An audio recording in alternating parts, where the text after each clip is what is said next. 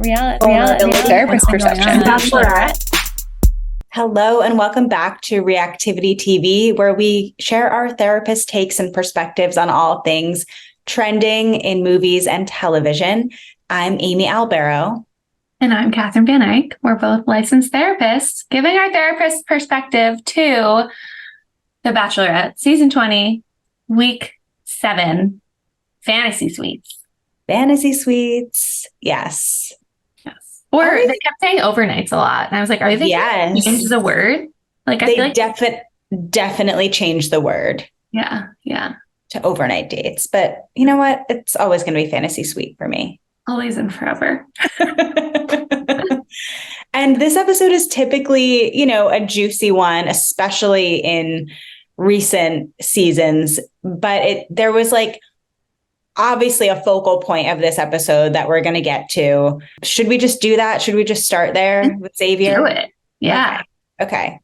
So I'll let you kind of kick it off. And I'm sure we both have a lot to say about this. Yeah, a lot. I just want to say it was like, I feel like I was on the edge of my couch. Like, what? Why is this date still happening? Like, why is she not listening to what he's saying and getting out of there? Mm-hmm. Mm-hmm. I have some thoughts, but we can just to backtrack. So they had a really great day together, and then boom, here comes vulnerability date night, as we've kind of coined it as. Right. Usually accompanied by the I love you date night. They usually go hand in hand, but as we saw, but go ahead. Right. So before Charity could give Xavier the fantasy suite card, she needed to know from him what he was going to be able to do in their relationship or not do. He had just confessed and said that he was unfaithful in a previous relationship. And that obviously rocked her world, because that's something that really is a huge red flag, especially for Charity, who has had that happen to her before. So that needed some unpacking. And as it got unpacked, I felt like nothing was unpacked. Well, okay. So maybe I feel like I have so many notes.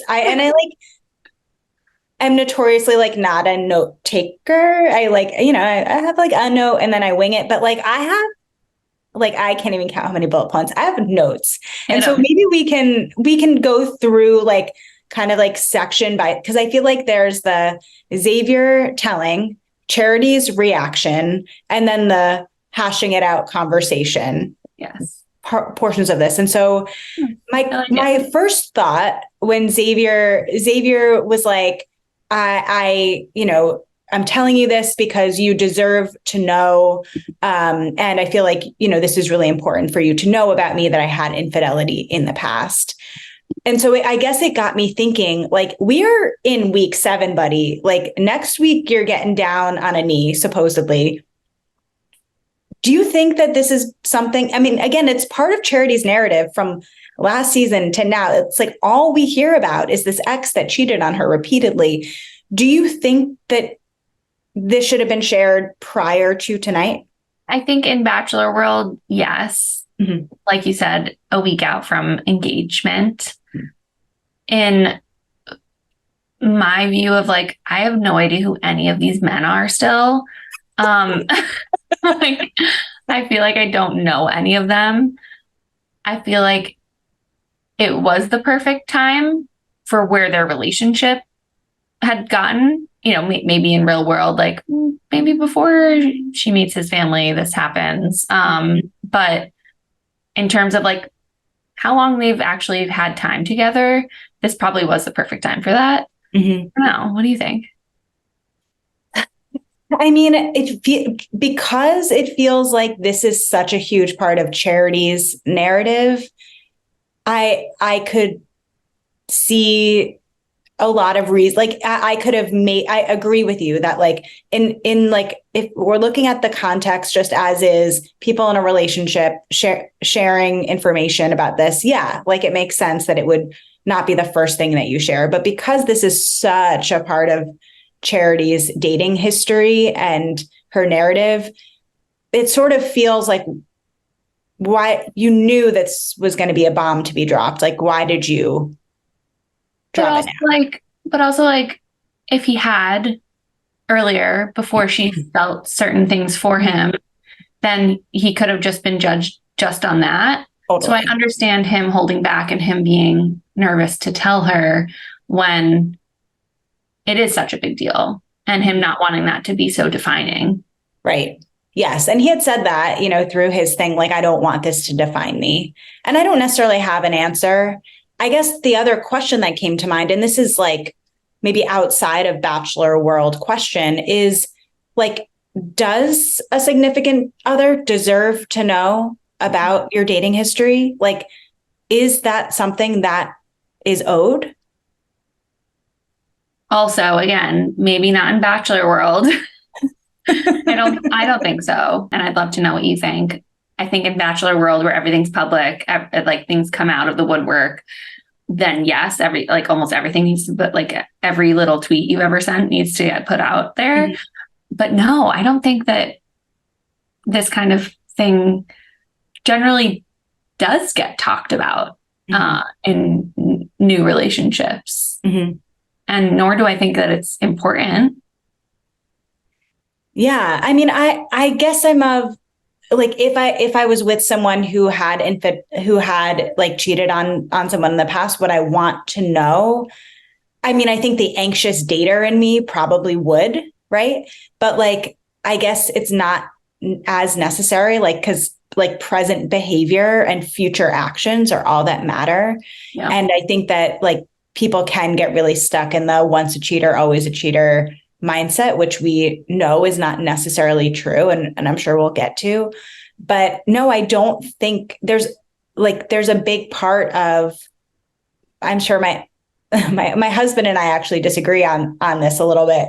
And I know he'll be watching this and disagree and tell me, but there is a part of me that feels like there's only a little amount of someone's dating in history that you're entitled to. Like, that's not any of your business. I guess it depends what the context is and how you're sharing about it, like what the purpose of sharing it is.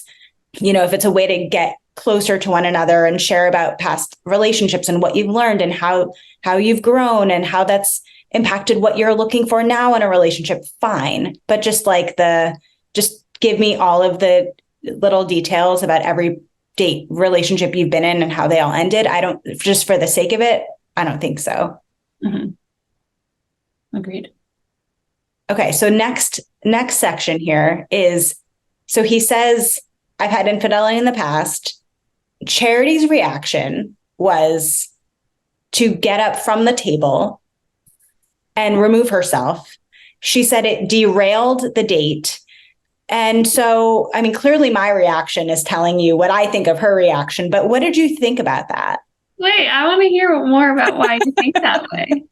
Well, I feel like she took, like, I guess it was giving, she hasn't healed past this yet. Like, her reaction was so big and clearly triggered, which she's fine about, able to be. But it almost felt like she took him cheating on his ex personally.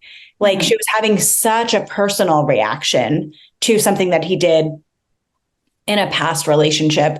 And that to me was also saying like, oh, okay, I guess that was the thing that was making me think like, oh, you're still in the thick of like healing through this. Yeah. Yeah. No, that's exactly what I was thinking. And I am being wary not to jump to, if someone were to tell her this, like in the therapy room, how she would react then, because this is not that situation. And we talked about, she's entitled to have a human reaction. But yeah, no, I totally agree. That's how I was seeing it. Like, oh, this is like still really a big thing for her. Mm-hmm. She's still there. And this just shocked her back into that spot. Yeah. Yeah. Well, and she said something else as she was going through her like line of questioning, which was something like, given what's happened to me, I'm going to have really high standards now, and I'm not going to apologize for it. I just am here to say, Charity, girl, it is not a high standard to want someone that's not going to cheat on you. That is like, the bar is low if that's your high standard. So like, it's okay. You have that standard. Like, I mean, if you are in a monogamous relationship, yeah, that is the expectation. That's not like a high expectation. That is the expectation. So Charity, it's okay, girl. Like you can want that. That's not asking too much. And I'm sorry that you feel like it is, given what you've experienced. Like that sucks. Like that, I guess, again, tells a lot about like how damaging that past relationship was to her. Really. Okay. So thanks for humoring me on that part. Okay. So then they talk, right? Or he says it was in his previous relationship of 2.5 years, 2 years into the relationship. For a week. Over the course of basically he was on vacation and he cheated on vacation. And one thing he said was, there was a long period of time where I wanted her, meaning his ex, to do and be what I wanted her to be. And that wasn't fair. So I chose myself instead. That was his reflection on why this happened. That's interesting. I saw it as an excuse.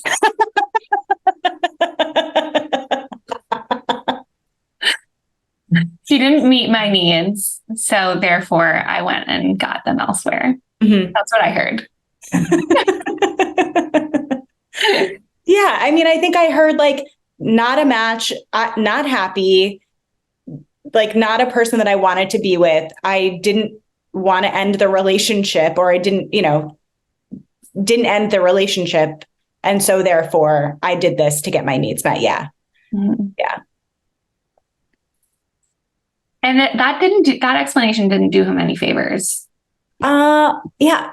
He needs a better PR person. Those answers were terrible. So then she asks him, great question, Charity. What a therapist of you. What did you do on your end to be a better person and to learn and grow from that? Because if not, that mistake is 100% capable of happening again. True. Very true. Great question. His response, I've learned to be more introspective. I've learned to do more for myself. I've learned to think more about me. What do you think? If and I know in our infidelity episode of Wishing You Well, I mean, please listen to that. If you are watching this and want to like learn more about infidelity, please go listen to that. But like, what do you think answers could have been that would have maybe reassured Charity that he had done, quote unquote, the work? I think it would have been something more about how he's realized what he's looking for in a relationship, and what's important to him, and that if he's not getting that, if he's not able to,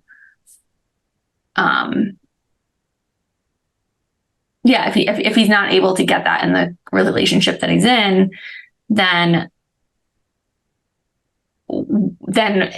he now can see an end in sight, or like he can now see how, well, maybe this relationship actually just needs to end because these things are missing for me, as opposed to what he did before. Mm-hmm. Right. Yeah. Some sort of understanding, like true understanding of, you know what, like it was a coward move to stay in a relationship where I wasn't happy. And I've learned more about like how to, what I'm looking for in a partner, what I bring to a relationship, more about like what triggered me in that moment, yada, yada. Like there, like some sort of learnings, any sort of learnings would have been, I think, helpful to hear, because again, like the once a cheater, always a cheater thing is not a fact. It's maybe once a cheater, often a cheater when you are not stopping to reflect and try to learn and try to change the behavior. And that's where it seemed like he obviously hadn't done that work to come to realize that, because all he was seeing was, and he even said, like, marriage is different. And she was like, it's not different. It's not acceptable in any relationship that you're in. All he was seeing was, my behavior has to change when I'm in this relationship. Not only am I in this next relationship, but when I'm in a relationship with you, it's going to change. And that's where it just sounded like I haven't figured out actually what I need and what I need from a partner and all that. But, okay, I just have to shut off this thing that I do. I think you're being too generous. I don't think it was my behavior needs to change at all. I think it was all about circumstances. It was the circumstance that led me to cheat. And so, like, if I find myself on a vacation again with my guy friends, like, I don't know, because the circumstance is there, or like, and if we're together, then that circumstance, like, and again, that was his whole reason why he had, like, he couldn't tell Charity what she wanted to hear, which was basically like, no, I trust in myself. I'm not doubting myself. No, he can't, because he hasn't yet identified the behavior or taken responsibility for the behavior. I think he was kind of like putting out there that he was like a victim of circumstance. Like, I was just like caught up in the moment with my boys. It's like, and I'm like, I'm so glad that he was in this place because he wasn't even able to, like, mask this place that he's in by, like, being able to better articulate and, like, make Charity feel good about it, where, like, he is, like, so far behind that, where it didn't sound good at all. So it saved her a lot of trouble. I know. And so I had told you right before we were recording that as I do, listen to a bunch of Bachelor recap podcasts, and two separate podcasts where the one of the hosts on each podcast happens to be a man. Both of them said this was Xavier's out. He pulled this out at the last moment. He knew Charity was way into him, probably going to pick him, and saw this as like, this is. You really thought so? What? You thought that she was? Yeah. Oh, I did not think so at all. So into him. Yeah. Oh, interesting. So I thought he was last for sure. Oh, really? Oh, yeah. Interesting. Well, at the very minimum, that she liked him more than he liked her. Yeah. Oh, yeah. And so, like, their thought, and again, I thought it was an interesting perspective as a guy, is like, oh, this was just like a way to basically get Charity to dump herself, like get Charity to walk away, because this is like huge trigger. I'm not really gonna bullshit my way out of this, and I'm kind of gonna dig myself into a deeper hole here. And so I don't know your thoughts on that. It's like absolutely. I mean, the amount of times that he was like, I don't know if I will be able to do this. I know with you, it would be different. And like, at the same time, I don't know. I need to see more. Yeah. Oh, you need to see more. Like, you want this date tonight and see it all. And then. Well, and I think that's why, you had said you don't know why the date lasted as long as it did. And I think that, I guess, is part of my thesis for why I think Charity wanted to pick him, is because she just she gave him, even across the last couple of weeks, like, essentially, like, gave him the answers to the test, like, fed him what it was that she just needed him to say back to her. And it sort of reminded me of being a therapist in like, sometimes a client will say something and then like there's that urge to reframe it in a way that like might fit like what we're wanting them to maybe realize or see. Not that that happens all the time. I'm not like trying to make therapists sound bad, but like, but like that's what it felt like she was trying to do, was to like, okay, he said this, I can interpret it in such a way just so that I can feel at peace with myself, that like I asked and answered. And this, she just dragged it out. She kept giving him chance after chance after chance. I think she really wanted him to, quote unquote, fight for her. Yeah. And he just didn't. So true. Yeah. Yeah. I totally agree. I think she kept like giving him the benefit of the doubt, like for way too long. Mm-hmm. And maybe that was the therapist in her. But it just didn't happen.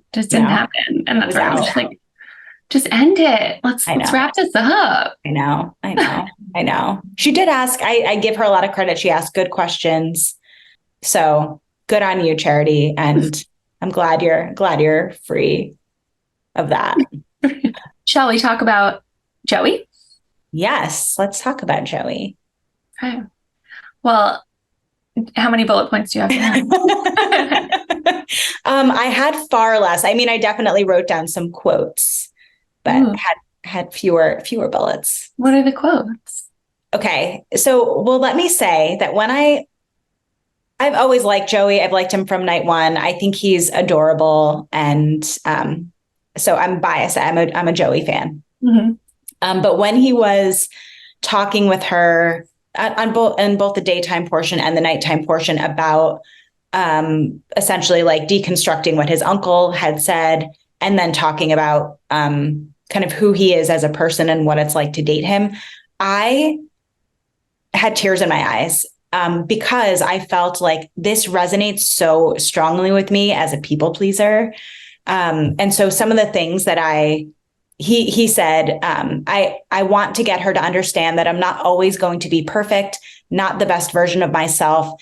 And I don't always have the same air of confidence. There's another version of myself that's scared and nervous and worried, anxious, uncertain about his future. And it's scary to show someone you care about, because it might push them away. People fall in love with the idea of me, but when they get to know of me, they don't think that's who I truly am. I give off a great energy, and people have said that my entire life. I'm grateful that people say that, but I'm a human, and there are moments that I don't feel that way. And I push myself to be what I think everyone sees me to be. That's the part that can be taxing. It can be tough to be in a relationship with me because it feels like a roller coaster. That was like maybe like one of the most vulnerable things that I've ever heard anyone say. Yes, that is vulnerability. Like that's real vulnerability right there. Yeah. Like, you saw a side of me that I'm so scared for that I've always been scared for people to see. Mm-hmm. Mm-hmm. Oh. Right. And for him to be able to articulate that, to understand that part of himself, that he has that tendency, I thought was really great. I mean, it did make me wonder about his view, or maybe his family's view of mental health, or like, and he is a man. So like men's mental health is definitely more stigmatized than women's. And so it did make me wonder about like, what the message is for like him, like not being okay, or like not being positive.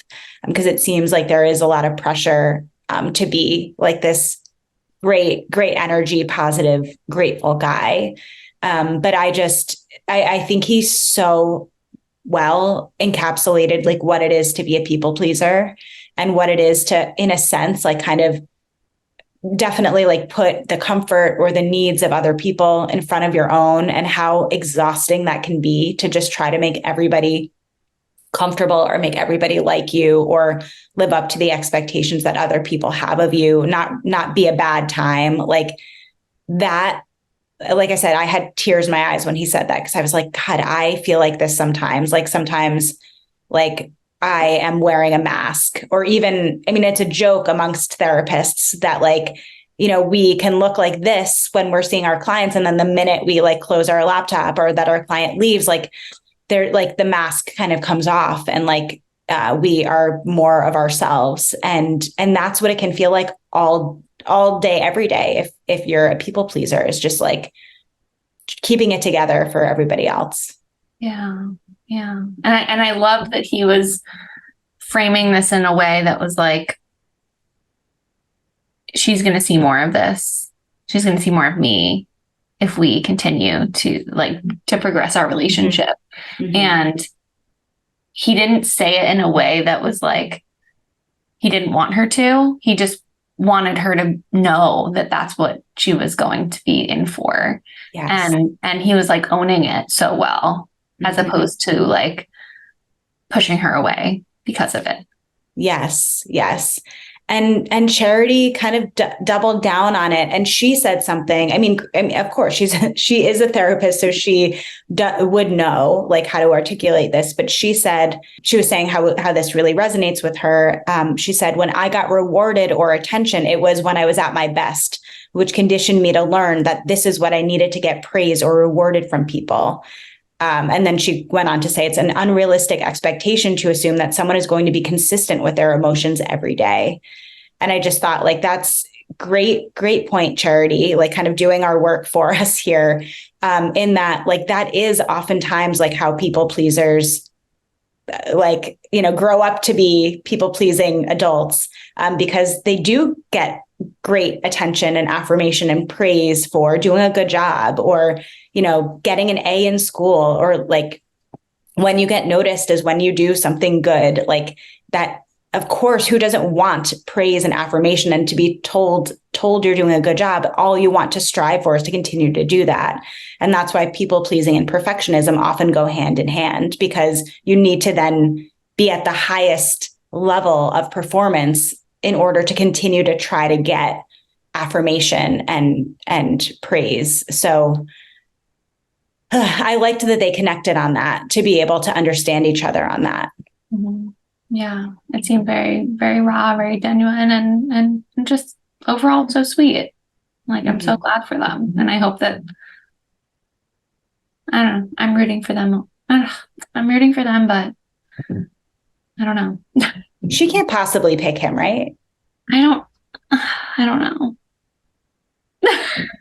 I feel like he's going to be the Bachelor.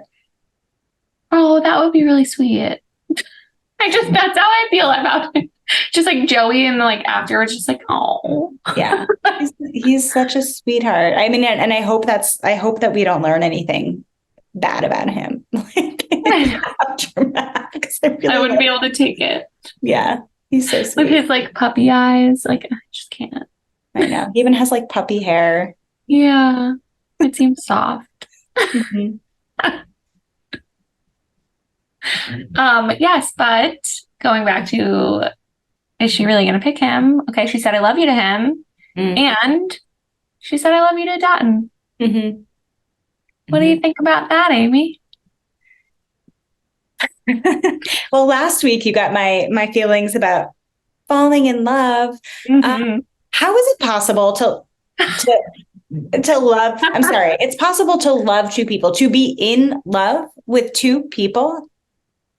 The math doesn't math there. Like, that isn't how it works. I can believe that she loves them both in a way, but like I just, and maybe this is my bias as like, a heterosexual woman in a monogamous relationship. Well, I think that's the key here. She is looking for monogamy. Yeah. If you're looking for monogamy and you are a monogamist, that's where I totally agree with you. And you're not like, that's not possible. If that was not this show, and maybe it was about polyamory, then maybe we would have a totally different discussion.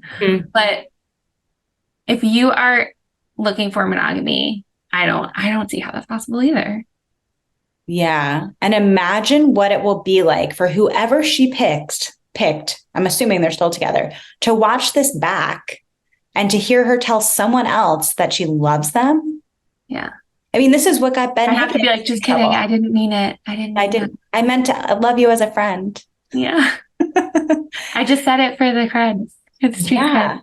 I mean, do you think I have to believe that she believes in this moment that she actually loves them both. Like she probably has really strong feelings for them both.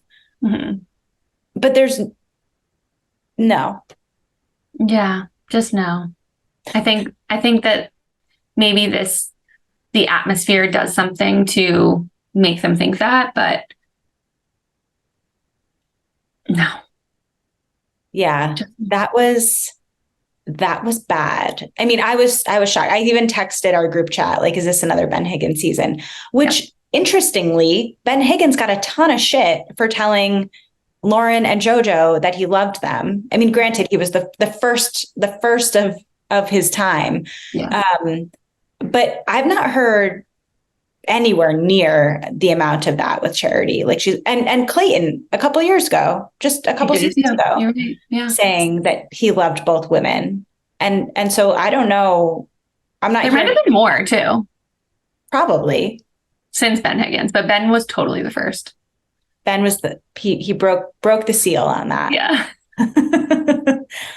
But yeah, very, very interesting stuff. I wonder, like, I guess I would want to wonder, like, what Charity's definition of love is, like her understanding of love, because how is that possible? Like, of course, like parents love their children and they can love their spouse, right? Like, so like, I'm not saying that you can't have love for people in more than one way, but it's different.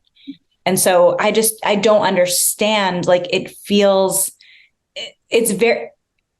I'm not an all or nothing person, but I can't even fathom thinking that I have romantic love. I'm in love with someone with my whole heart and yet still have more space in my heart to fully love someone else. Mm-hmm. So we'll see how she wriggles out of that. We'll see. The big question is, she told Dotun and Joey that she loves him. What does it mean if she actually is entertaining bringing back Aaron? Yeah, what is that whole thing? Come on. Yeah. I don't know. I hope she sends him home. Like, there's... Me too. Yeah, because that would just falsify both of those I love yous for sure. Yes, I agree. Especially when she, like, what I didn't like that it seemed like she was sort of demanding from Xavier was like, I need you to know right now. And like, why don't you know right now? I thought that was a little too far ahead from where we are right now. Where are you at? Mm-hmm. And just accepting where somebody is rather than just wanting them to be able to get down on one knee right now. I don't think that that's fair to any of these guys. That she's expecting other people to know, but it seems like she's still undecided. Thank you. Yes. Yeah. Yeah. It just seems like if she were to bring Aaron back, that would take away from what she was expecting from everybody else. Mm-hmm. Mm-hmm. Yeah. Yeah. And, you know, I mean, I'm sure after the Xavier thing, it probably felt like it probably was nice for her ego to like have someone fly 11 hours or however many hours to Fiji to like shoot their shot. Like, I'm sure that probably felt good after like a shitty like breakup with Xavier. And so I hope that's the only purpose of this is, or like, you know, I can't. Yes, I can't. But I guess we'll find out in a couple of weeks. There's Men Tell All next week and then the finale. Yes, which will probably be like 4 hours long. I will definitely be watching it the day after. I won't. Yeah, in pieces.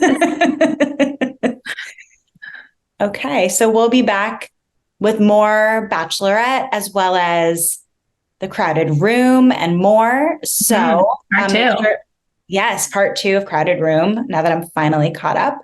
Get subscribed to our YouTube channel if you're not already so that you can stay up to date with everything we've got going on Reactivity TV. But we will see you next time.